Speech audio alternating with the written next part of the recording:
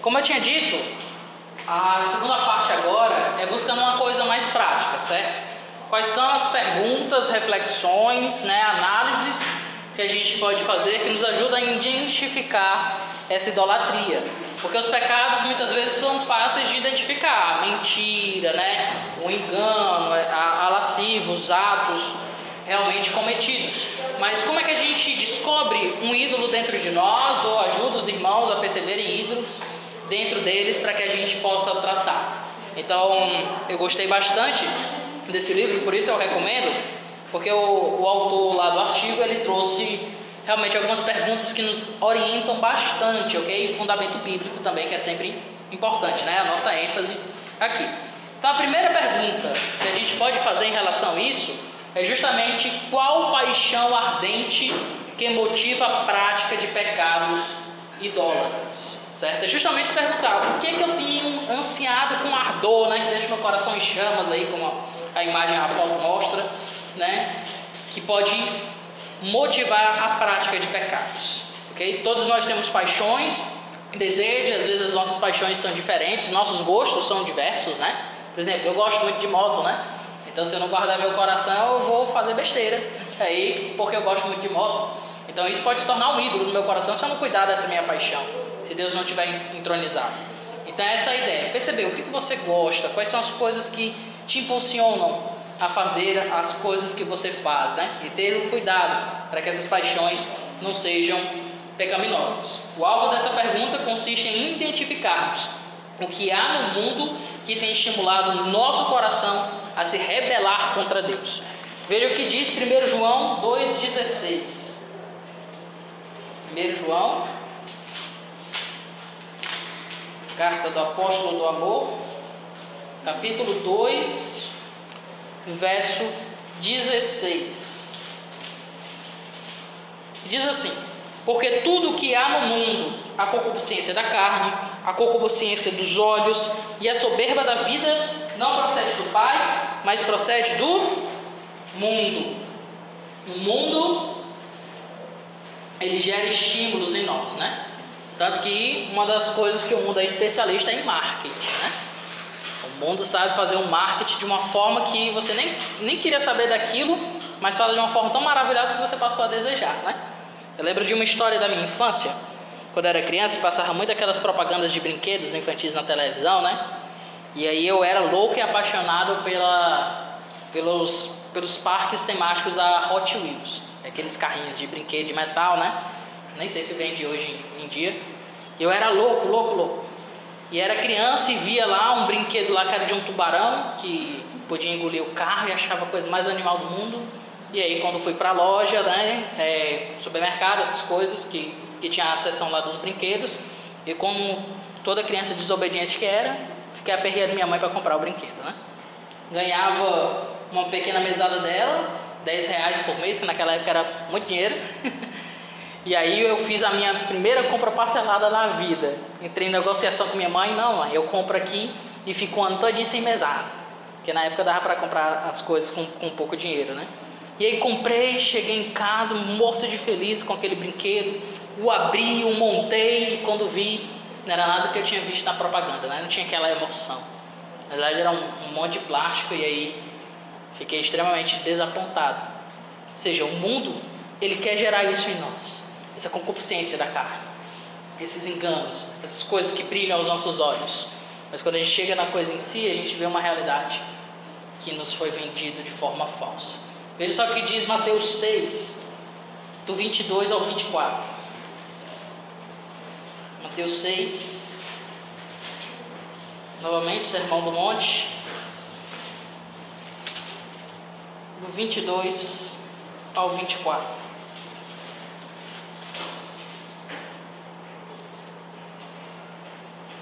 Estou em Marcos, é Mateus.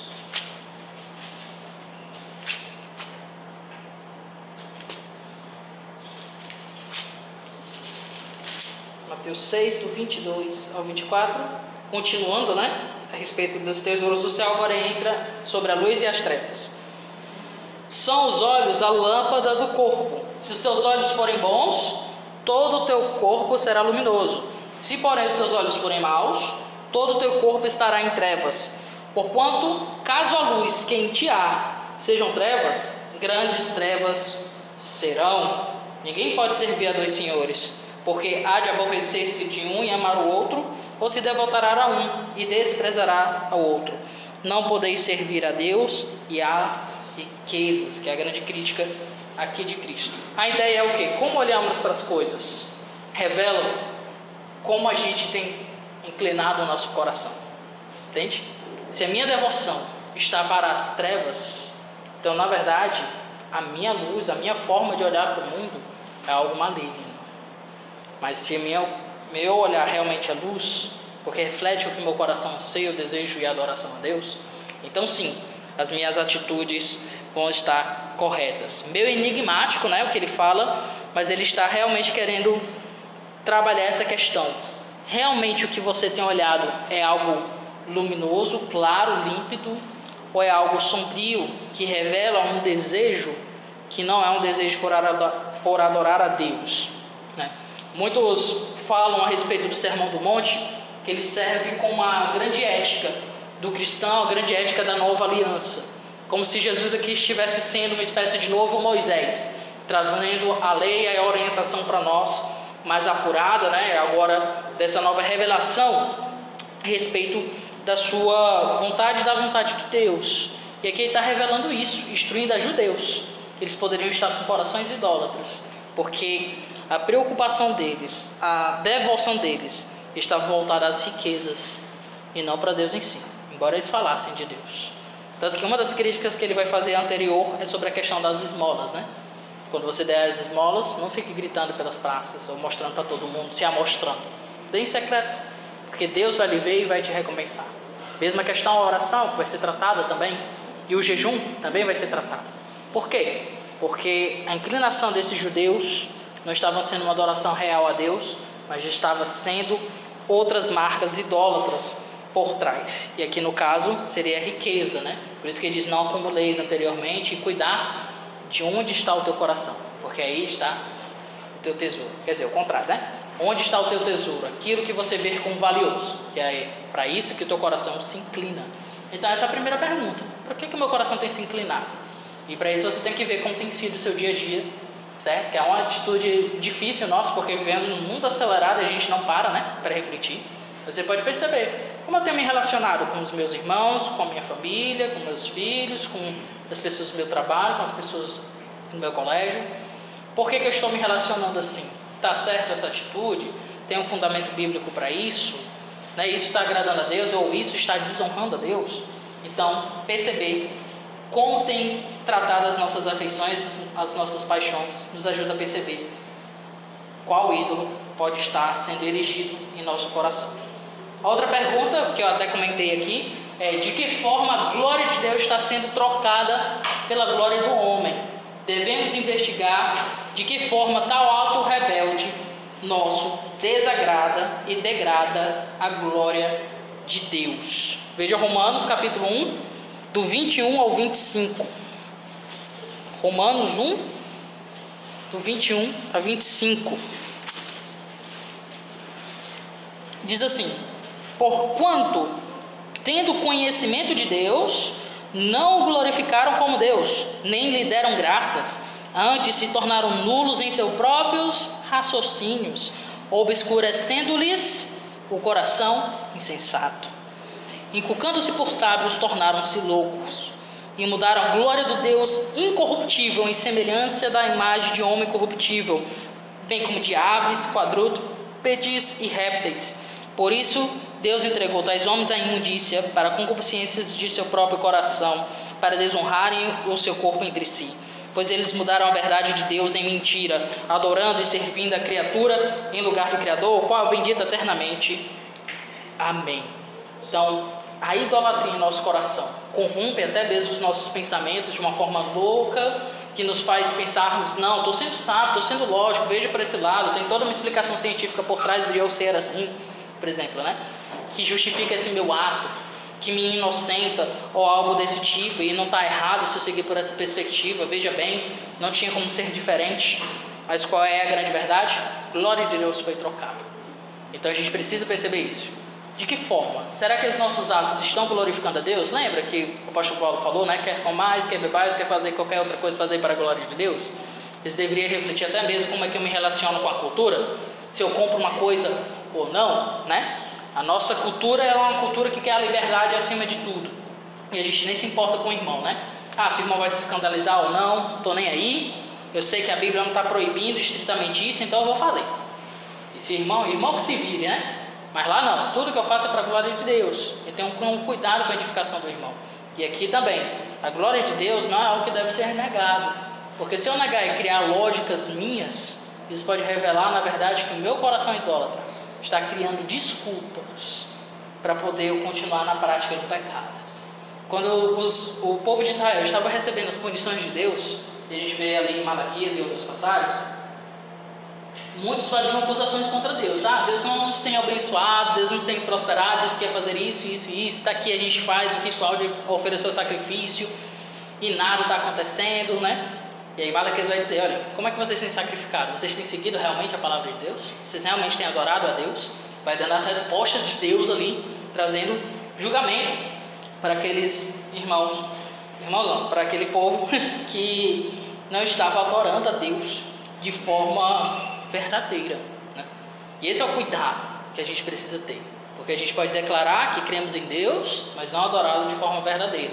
E uma forma de perceber isso é percebendo de que forma os nossos atos estão trocando a glória de Deus pela glória do homem. Se eu estou buscando uma glória pessoal, algo para mim mesmo, isso pode estar errado. Minha vida tem que ser fundamentada para a glória de Deus, né? O quinto sola da reforma protestante foi o soli deo gloria. E eu sempre perguntei, por que somente a Deus a glória? Né? Porque se você for conversar com um católico, ele não vai falar nada sobre essa verdade que os protestantes dizem, né?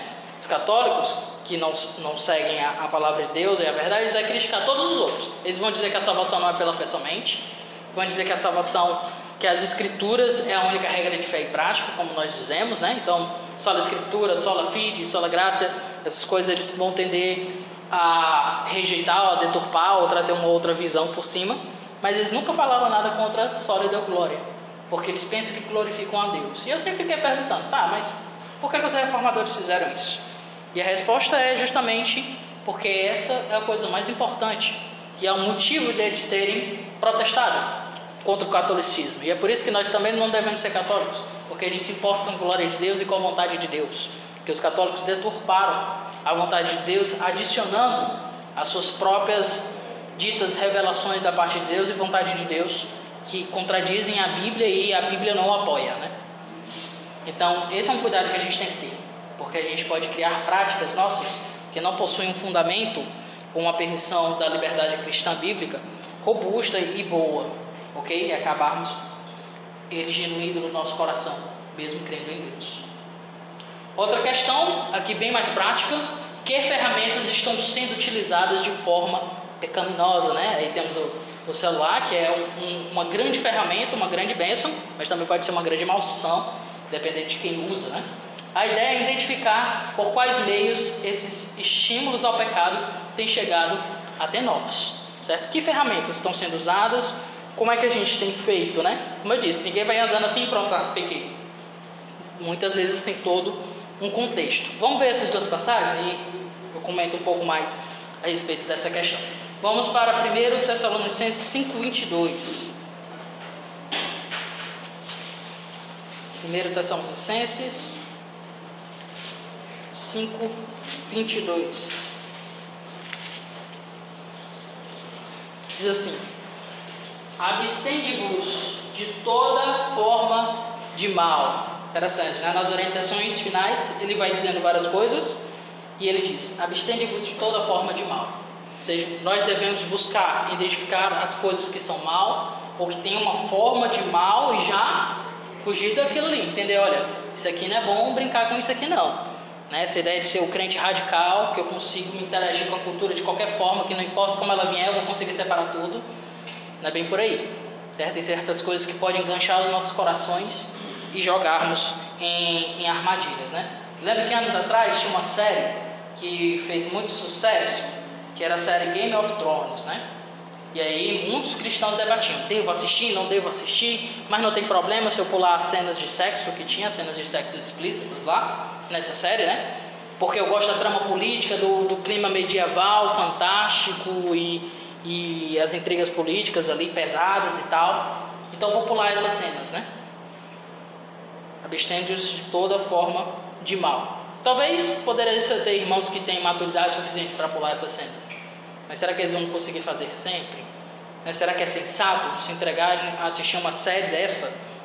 E só porque a história é interessante, ou as intrigas, ou algo assim, ou você pode achar algum tipo de benefício?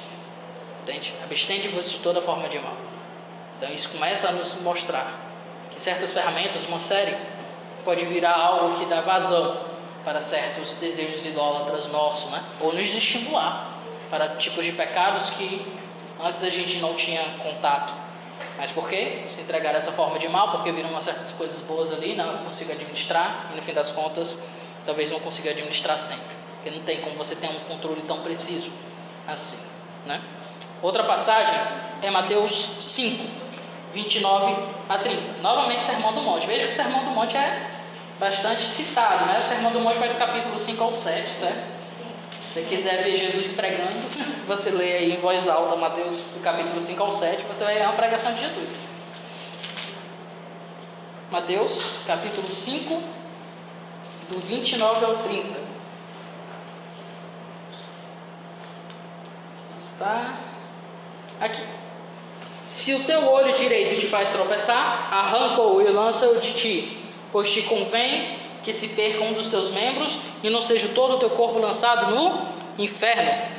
E se tua mão direita te faz tropeçar, corta e lança de ti, pois te convém que se pecar um dos teus membros e não vá todo o teu corpo para o inferno. Veja que forte essa palavra de Jesus, né?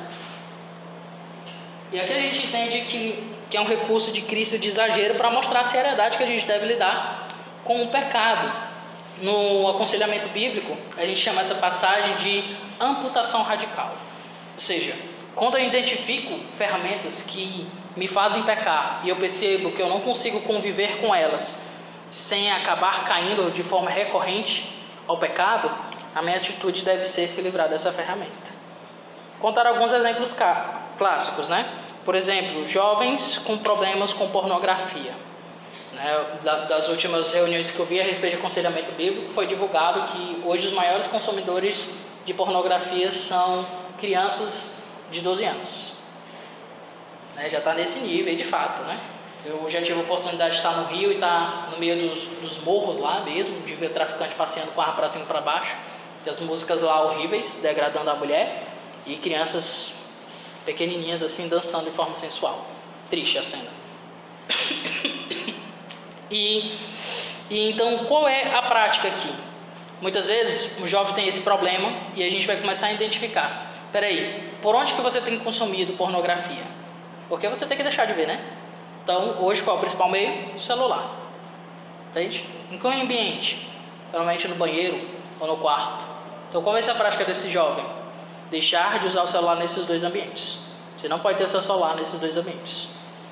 Então, se ele consegue fazer isso e administrar, ok, não consigo. Tenho as minhas recaídas, acabo levando, não consigo lidar com isso. Qual vai ser a atitude? Me dê o seu celular, deixe ele, se livre do celular, fique sem celular. Por quê? Porque é melhor ficar sem um recurso muito útil do que ter ele nas mãos e ficar pecando contra Deus. Por isso que é uma apontação radical, né? Tipo, estou me livrando de algo, de uma determinada ferramenta que pode me trazer benefícios, porque o meu coração está tão desejoso ali do pecado e eu não estou tendo dificuldades que eu tenho que me afastar disso. É por isso que nós não tomamos vinho na ceia, né? Que a palavra de Deus mostra que era vinho e pelas passagens a gente percebe que realmente tinha um certo teor alcoólico. Talvez não tanto como hoje, aí entra-se nas mil e umas discussões no alvo, mas a ideia era que era vinho mesmo, tinha um certo teor alcoólico ali. Mas aí por que a gente não toma vinho mesmo? A gente toma o suco da uva, né? Um suco integral de uva ali, que seria um vinho sem álcool, basicamente, né? Por que a gente faz isso? Porque o caso de embriaguez aqui no Brasil, no mundo em geral, é terrível.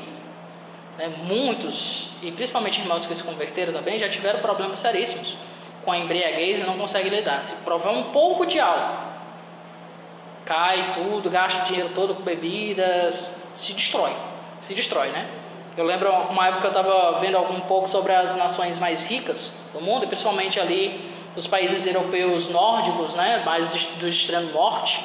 Eles têm uma qualidade de vida assim excelente, vivem muito bem, não tem muitas dificuldades para arranjar emprego, se manterem, etc. Mas eles tinham alto índice de suicídio, e o suicídio ele estava associado justamente à embriaguez, que muitos deles eram totalmente viciados na bebida alcoólica. Então veja, eles precisam deixar essas coisas totalmente, se afastar dessas coisas, né? Então, se perguntar que tipo de ferramenta está sendo utilizada e lidar dessa forma, muitas vezes quando se apresentar necessário, é importante, para que a gente não esteja dando brechas para a idolatria crescer em nosso coração e a gente acabar deixando a glória de Deus, de adorar a Deus, para adorar as nossas paixões e desejos que são contra a vontade de Deus e que não vão nos fazer bem no fim das contas. Difícil, né? Mas muitas vezes necessário. É muito mais difícil se declarar frágil do que se declarar forte. É difícil ser forte de verdade, mas é muito mais difícil se declarar fraco de uma forma tão especificada. A gente diz, não, eu sou pecador. Tá, mas quais são os teus pecados? Por que você peca assim? Qual é a área que tu tem muita dificuldade? Ele só diz coisas relacionadas a personalidades, né? Mas dizer assim, não, é porque eu tenho desejado muito essas minhas paixões, não tenho conseguido lidar. Difícil para um jovem falar aí, ou para qualquer um falar isso, né? É mais difícil, mas é importante a gente conseguir perceber isso e ter essa coragem, certo? De admitir a nossa fraqueza e lidar com ela diante de Deus. Outra pergunta importante é: que padrões de pensamentos e comportamento devem ser despojados? Aqui buscamos ver de forma prática o que devemos de praticar e crer.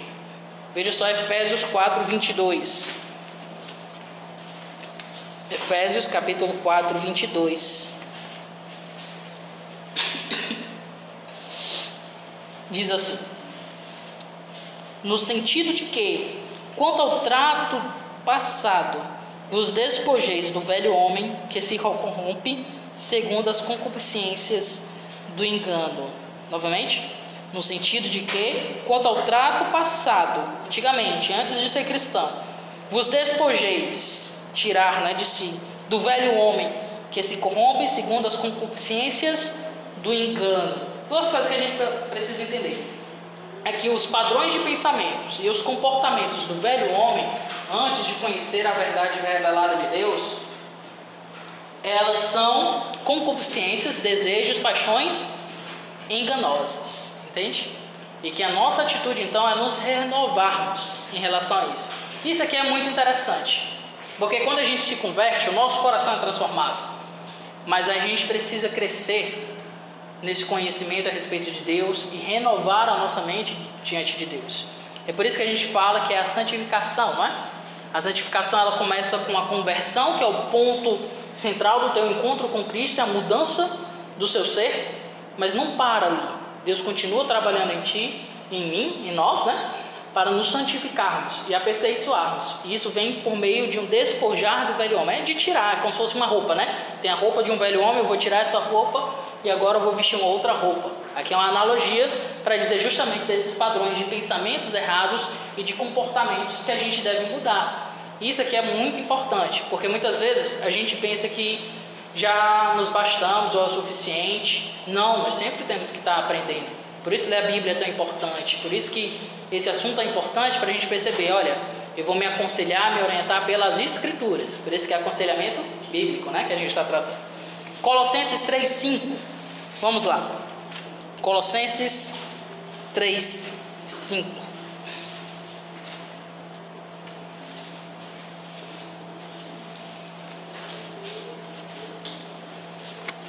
Diz assim: fazeis, pois, morrer a vossa natureza terrena, prostituição, impureza, paixão lasciva, desejo maligno e avareza, que é a idolatria. Já lembras, né? Mas veja esse começo. Fazei, pois, morrer. É uma atitude. Olha, mate isso, tire de você isso, entende? Essa é a ideia de padrões, pensamentos, comportamentos que devem ser despojados. E não é somente tirar esses pensamentos antigos, mas também que novos padrões de pensamentos e comportamentos devem ser assumidos. Devemos identificar quais novas crenças e atitudes devemos nos dedicar. Vamos voltar lá para Efésios 4, a mesma passagem, continuando os 2 versículos após, né? Quer dizer, até o verso 32.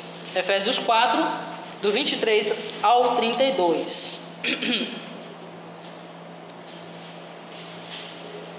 Certo.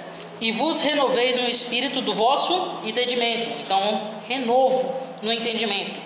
E vos revistais do novo homem, criado segundo Deus, em justiça e retidão, procedentes da verdade. Então, me despido do velho homem, agora eu me revisto do novo homem. Por isso, deixando a mentira, fala cada um a verdade com o seu próximo, porque são membros uns dos outros.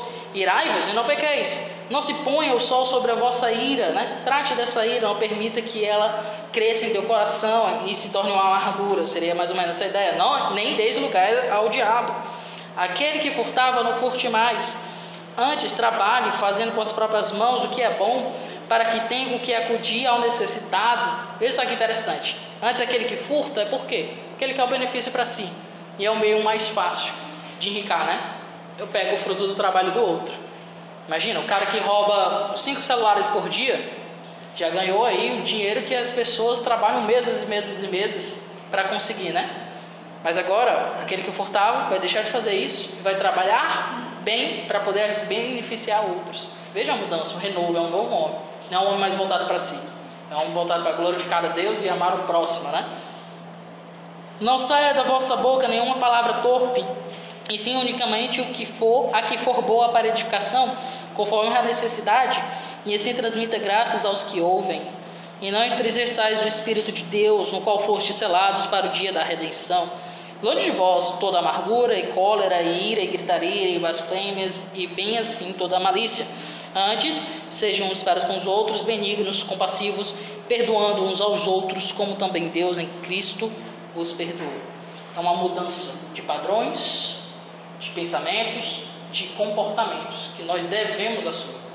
Isso aqui não é somente para alguns, é para todos nós. É um grande desafio, entende? São várias áreas da vida aqui sendo citadas. Eu citei só no caso do roubo, né, e do trabalho. Eu não trabalho simplesmente para comprar as coisas para mim. Eu trabalho também para ajudar o outro, né? É o que a passagem diz. Veja que importante. E Romanos 12, 1 e 2. Rogo-vos, pois, irmãos, pelas misericórdias de Deus, não é? Esta é a passagem. Vamos lá. Romanos 12, 1 e 2. Rogo-vos, pois, irmãos, pelas misericórdias de Deus, que apresenteis o vosso corpo por sacrifício vivo, santo e agradável a Deus, que é o vosso culto racional. E não vos conformeis com este século, mas transformai-vos pela renovação da vossa mente, para que experimenteis qual seja a boa, agradável e perfeita vontade de Deus. Várias coisas aqui. Primeiro, o que é esse culto racional? É o culto que é coerente com todos os fundamentos que o apóstolo Paulo gastou os 11 capítulos ensinando. Ou seja, viva de forma coerente com a verdade revelada de Deus, né? E a sua vida deve ser o quê? Um sacrifício a Deus, santo e agradável. Ou seja, a tua vida é para soli Deo glória. Lembra que os reformadores faziam? Somente a Deus a glória. Para a glória de Deus. Renove a sua mente. Não é mais para servir os seus quereres em si, mas é para você se satisfazer em Deus e na adoração a Ele. E é somente assim, tendo essa mentalidade renovada, que a gente experimenta qual é a boa, agradável e perfeita vontade de Deus. A vontade de Deus só se torna boa quando a nossa mente é renovada, quando o nosso ser se entrega como sacrifício de adoração a Deus, como nossa forma de agir passa então a ser um culto ao Senhor, um culto coerente, um culto racional, lógico, né? Nesse aspecto, ok? Então, irmãos, essas são perguntas que nos ajudam, mas eu não quero só trazer isso para que a gente se sinta assim acudido, tristes, né? Eu também quero trazer a última parte aqui sobre esperanças fundamentais. Porque todos nós temos as nossas lutas. E talvez você, ao longo da sua reflexão, pode acabar encontrando ídolos no seu coração. Assim como eu também posso, tá? Eu não sou diferente de vocês, né? Sou um ser humano pecador também. E isso às vezes pode nos estimular muito. E talvez você pense, poxa, eu não sou cristão. mas o que eu quero também que vocês sejam renovados é em esperanças fundamentais e importantíssimas, para que todo esse processo possa ser feito e que nos traz bastante segurança. A primeira é que somos justificados. Todo aquele que crê em Cristo e de todo o seu ser está justificado dos seus pecados por conta do que Ele fez por nós na cruz. Não é pelo que a gente faz por Deus, mas é pelo que Ele fez, né? São verdades fundamentais que a gente nunca pode esquecer. Romanos 3, 24 a 25. Estamos chegando no final, ok? Romanos 3, 24 a 26, perdão. 24 a 26. Sendo justificados gratuitamente por sua graça mediante a redenção que há em Cristo Jesus, a quem Deus propôs no seu sangue como propiciação mediante a fé para manifestar a sua justiça, por ter Deus na sua tolerância deixado impunes os pecados anteriormente cometidos, tendo em vista a manifestação da justiça no tempo presente, para Ele mesmo ser justo e o justificador daquele que tem fé em Jesus. Se temos fé em Jesus, Ele se tornou nosso justificador, e essa justificação, verso 24, é gratuita. Então entenda, a tua salvação não é mediante o que você faz ou deixou de fazer, mas é mediante o que Ele fez por nós. Mas essa ação dele em nós provoca mudança em nós. Então a gente se santifica porque realmente a gente se entrega à adoração a Ele, ok? Romanos 10, verso 9, também bem importante, né? E bem evangelístico. Romanos 10, 9 diz assim: se com tua boca confessares Jesus como Senhor e em teu coração creres que Deus o ressuscitou dentre os mortos, serás salvo. Você é salvo se você tem essas convicções em seu coração e se você declara isso abertamente. João 3,16: porque Deus amou o mundo de tal maneira que deu seu Filho unigênito, para que todo aquele que nele crê não pereça, mas tenha a vida eterna. É o que Ele fez por nós que nos justifica, ok? Não é pelo que a gente fez ou deixou de fazer ou está fazendo. Segundo, nós estamos reconciliados com Deus. Aos crentes é dada a reconciliação, filiação e relação de paz com Deus. Romanos 5, continuando aqui onde a gente está, capítulo 5, 1 e 2. Justificados, pois, mediante a fé, temos paz com Deus por meio de nosso Senhor Jesus Cristo, por intermédio de quem obtivemos igual acesso pela fé a esta graça, na qual estamos firmes e gloriamo-nos na esperança da glória de Deus. Por mais que nós sejamos pecadores, o sacrifício de Cristo nos trouxe uma relação de paz com Deus, ok? Deus não lhe odeia, Deus lhe ama. É porque Ele nos ama que muitas vezes Ele nos disciplina, sim, e por conta disso Ele também nos estimula a santificação. Santificação não é algo ruim, às vezes é dolorido, mas é necessário para o nosso bem. Lembra que a vontade de Deus é boa, perfeita e agradável? A vontade de Deus é boa, perfeita e agradável. Mas para isso a gente precisa realmente experimentar a santificação e estar disposto a se sacrificar, né? Entregar o corpo como sacrifício vivo, okay? Então isso não é algo maligno. E Deus não está com ódio de nós por conta dos nossos erros, porque Cristo já pagou por eles. Então a gente cresce em santidade, em amor, em devoção, e não por medo de perder a salvação ou algum dado elemento desse. Gálatas 3, 26 a 29. Bastante Bíblia hoje, né? Gálatas 3, 26 a 29. Pois todos vós sois filhos de Deus, mediante a fé em Cristo Jesus. Porque todos quanto fostes batizados em Cristo, de Cristo vos revestistes. Dessarte, não pode haver judeu, nem grego, nem escravo, nem liberto, nem homem, nem mulher, porque todos vós sois um em Cristo Jesus. E se sois de Cristo, também sois descendentes de Abraão, herdeiros segundo a promessa. A promessa da salvação, da redenção, do mundo consumado, pertence a nós também em Cristo Jesus. Nós somos filhos de Deus. Pode perguntar, irmã. Descendência aqui que fala de Abraão é espiritual, né? Isso. Descendentes no sentido da promessa que Deus fez lá de Gênesis 12 a Abraão, certo? Ou seja, a ideia é que nós herdamos juntos. Por quê? Porque nós estamos revestidos de Cristo, né? Nós somos de Cristo. E Cristo é esse descendente perfeito. que herda essa herança e compartilha com a gente. Lembra que a Bíblia diz que nós somos co-herdeiros, né? Herdeiros junto com Cristo. Por quê? Porque Cristo estendeu a nós essa promessa. 1 João, capítulo 3, do 1 ao 3.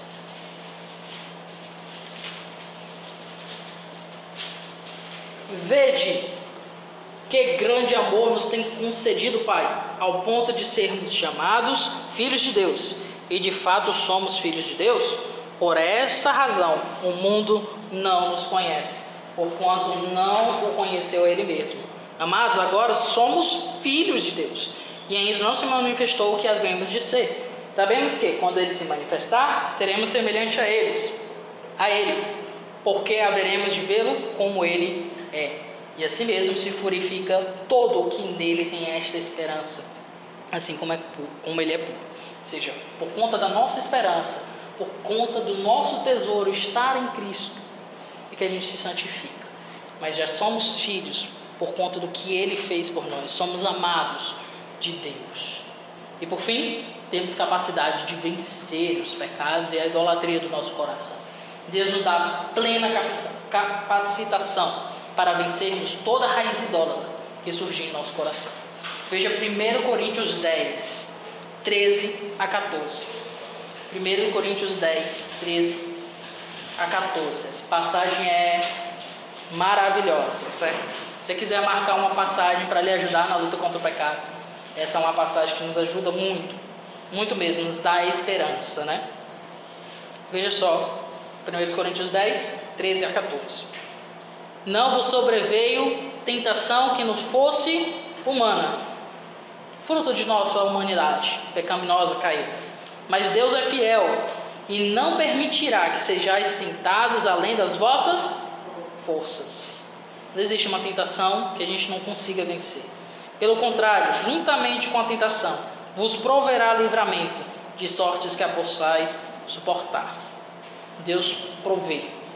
Portanto, meus amados, fugir da idolatria. Veja 14, que interessante, né?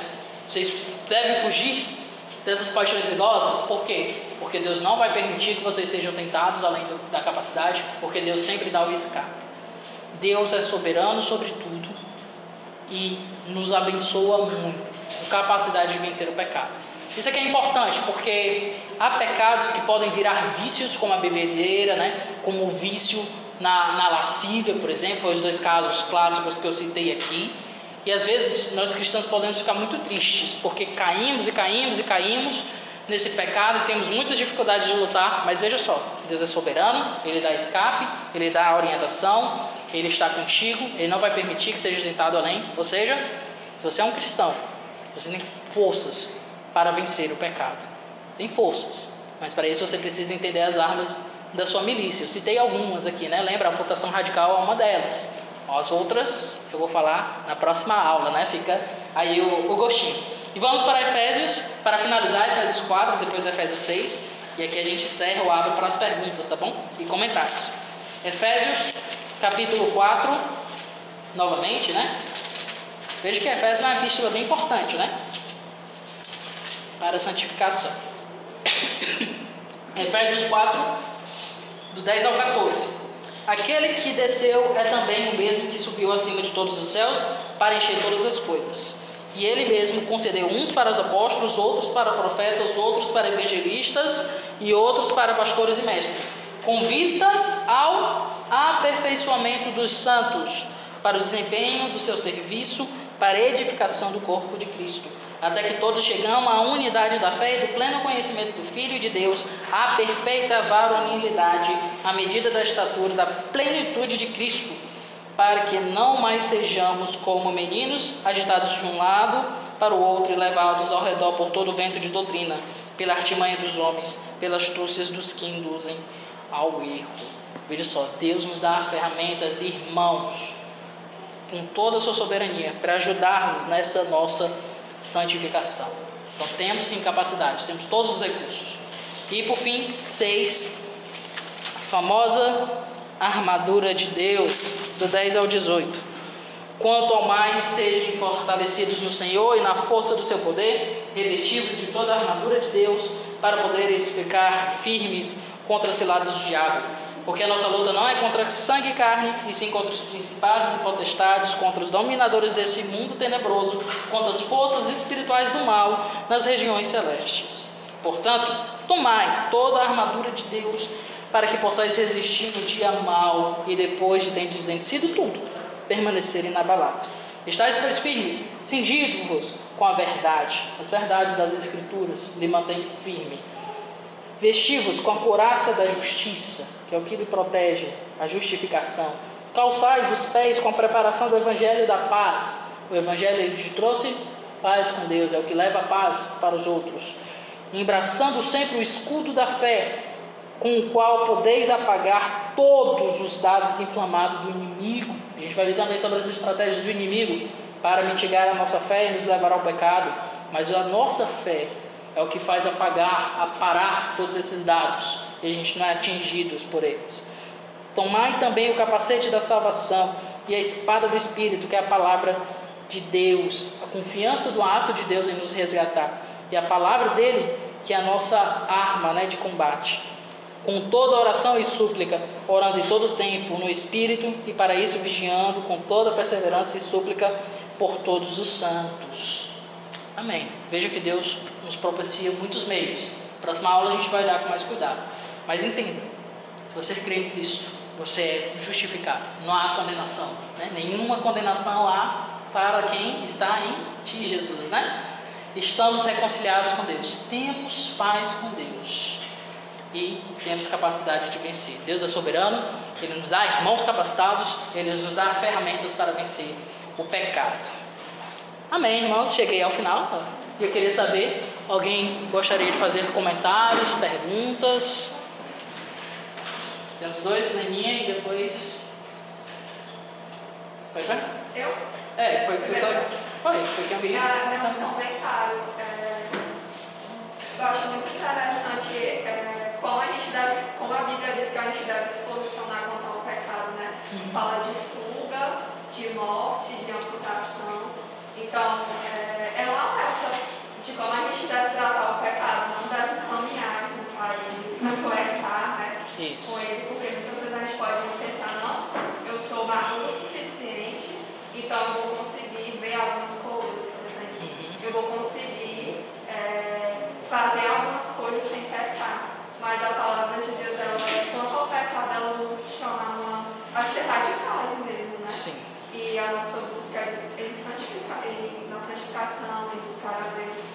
Então, quanto ao pecado, que a gente possa buscar ser radicais, de amputar, de mortificar, de fugir do nosso pecado.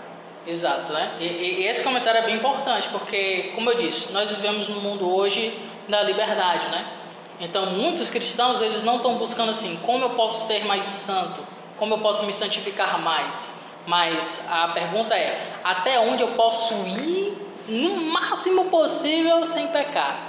E aí ficam flertando justamente com o pecado, brincando com a possibilidade de cair em pecados e eventualmente caindo em pecados e tratando como qualquer coisa, Enquanto o estímulo da Bíblia é o quê? Postura de guerra, de cuidado, de fuga, de sacrifício. É realmente uma visão mais, assim, forte. Olha, é uma batalha, cuidado, Mas os cristãos hoje, eles, na linguagem dos jovens, estão mais Nutelas, E a gente tem que voltar a ser mais raiz, certo?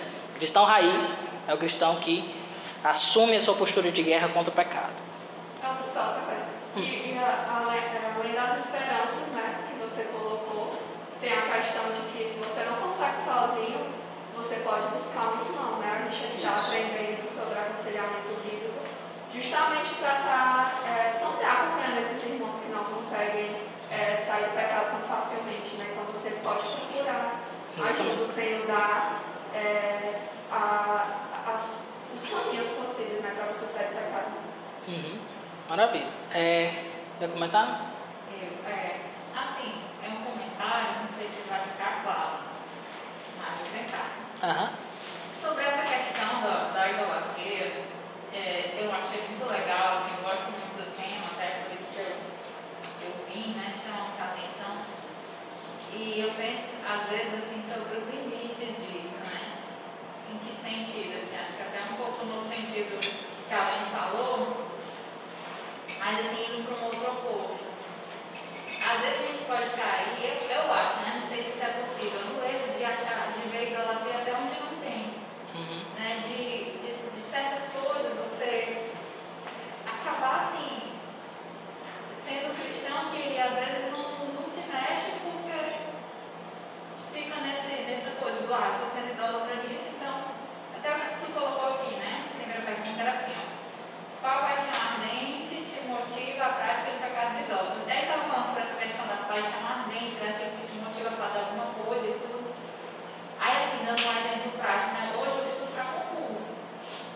E aí é uma coisa que eu tenho que gastar muito tempo na minha vida nisso. Porque todo mundo que está tentando de verdade está gastando muito tempo.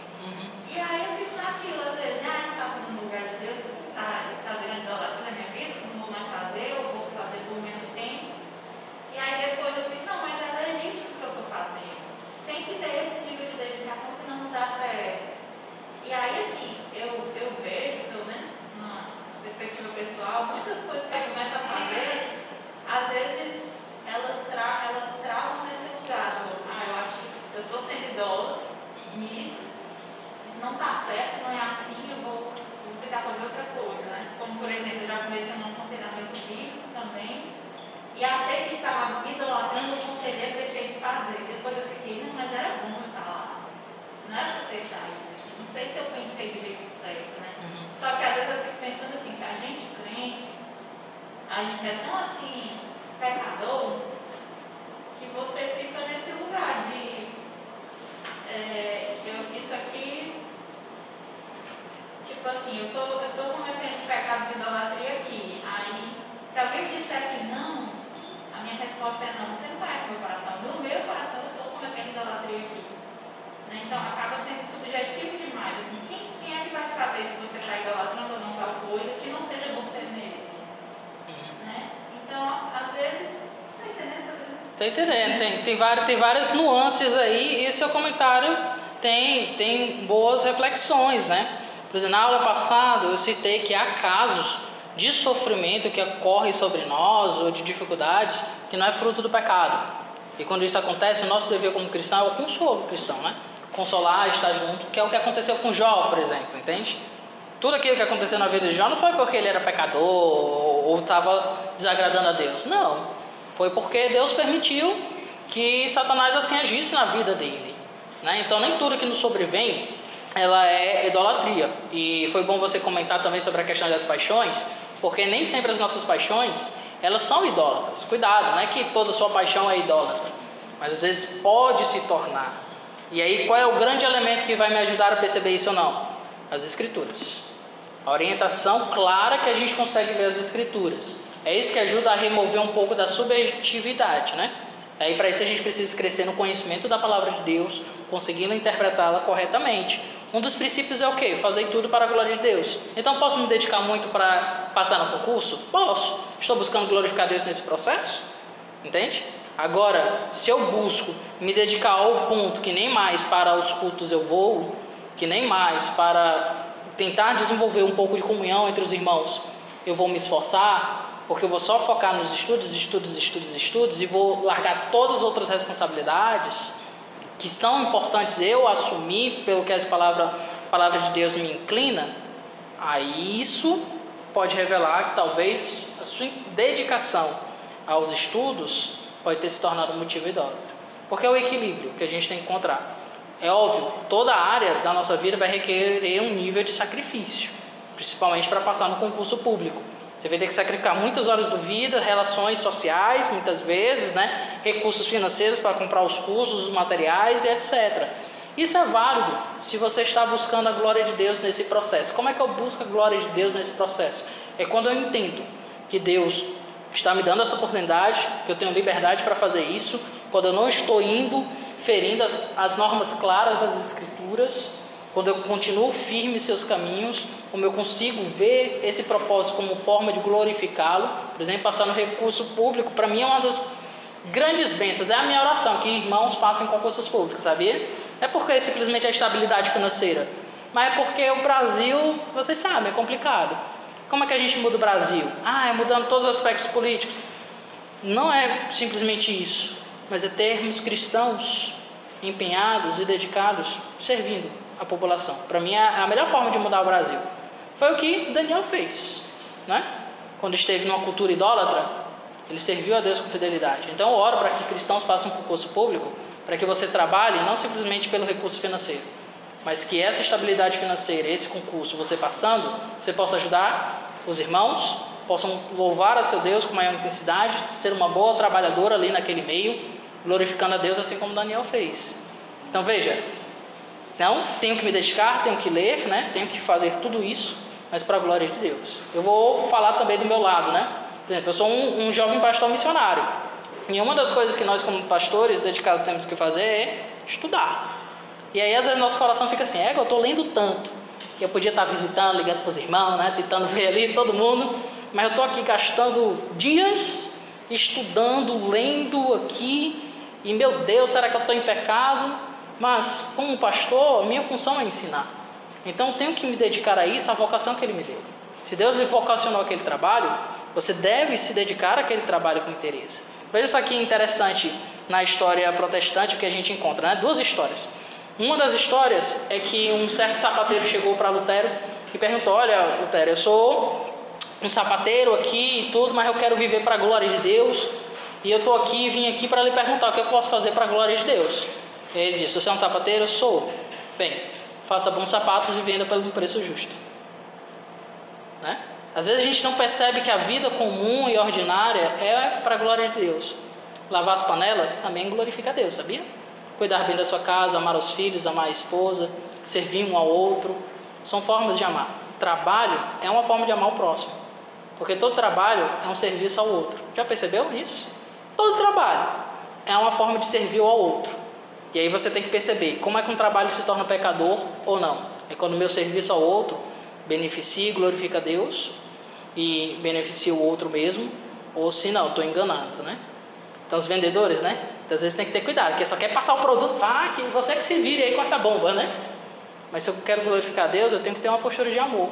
Então eu tenho que ter sincero com Ele a respeito do produto, da postura, das questões. Percebe como está redimindo o serviço do trabalho? Porque todo trabalho é uma forma de servir ao outro. Por isso que tem tipo de serviços, de trabalhos, que não podem ser caracterizados como um trabalho e não podem ser apoiados nunca pelo cristão. Por exemplo, a prostituição.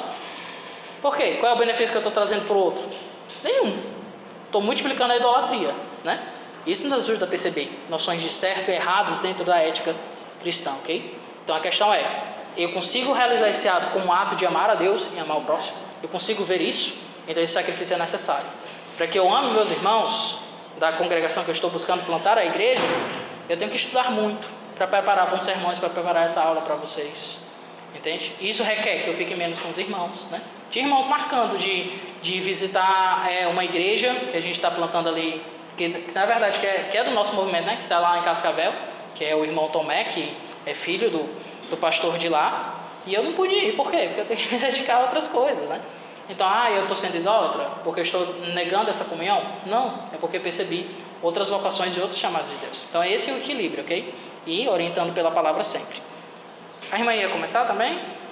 Não, né? Mas alguém quer comentar algo? Pronto, pode falar.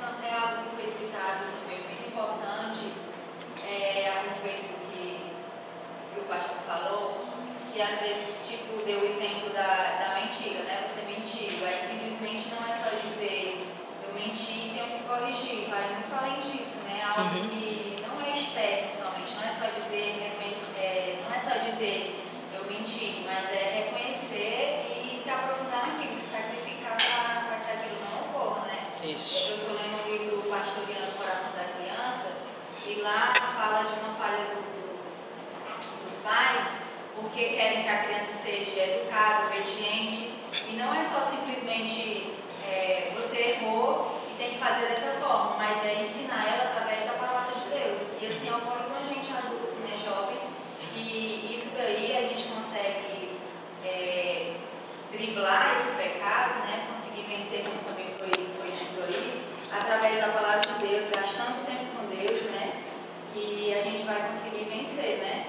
Porque nenhuma tentação há que a gente não pensa com Cristo, né? Isso ele nos garante. Então, quando a gente começa a buscar de fato a palavra de Deus, pedir a ajuda de Deus, né? Ou até mesmo aconselhamento bíblico, nós vamos conseguir vencer os pecados, né? Isso, exatamente. E lembra que a gente comentou aqui do pecado ser como esse fruto, né, de algo que está mais enraizado no coração. E a nossa busca é tentar encontrar. Por que eu estou mentindo? Será porque eu estou temendo mais os homens do que a Deus, por exemplo? Buscar as raízes. Buscar as raízes que geram esses pecados em nós. Tá bom? Só uma última frase então. Mais alguém gostaria de comentar? Não, é uma frase que um professor me disse na época de seminário, que eu guardo para mim até hoje, que é assim: saiba viver o seu momento. Né? E a outra: Deus nos transforma no ministério e não antes do ministério. Claro, Ele sempre está agindo em nós, mas Deus nos transforma durante a nossa caminhada cristã. Então, primeiro, entenda quais são as coisas que Deus já lhe deu, né? E o chamado de Deus para isso. Então, por exemplo, jovens têm mais liberdade do que alguém que já está casado e tem filhos, né? Porque tem as crianças, tem que dar atenção. Não tem como negligenciar aquilo, é um dado da realidade. Então você precisa ver como é que você está, onde você está, quais oportunidades Deus está lhe dando, onde você está inserido, para você entender como você pode se dedicar e entender o porquê de fazer isso. Então, entenda o momento que você está vivendo. Por exemplo, seminarista, tem que se dedicar muito a estudar. É um momento ali de sofrer, né? Temos um irmão que vai para o seminário e se prepara, 750 páginas por disciplina. Você vai virar noite mesmo, né? Cafezinho do lado, já se prepare para essa prática, que é isso, é sofrimento, eu sofri.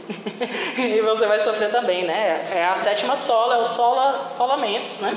E você vai realmente ter que se dedicar bastante aos estudos, mas é o seu momento, entende?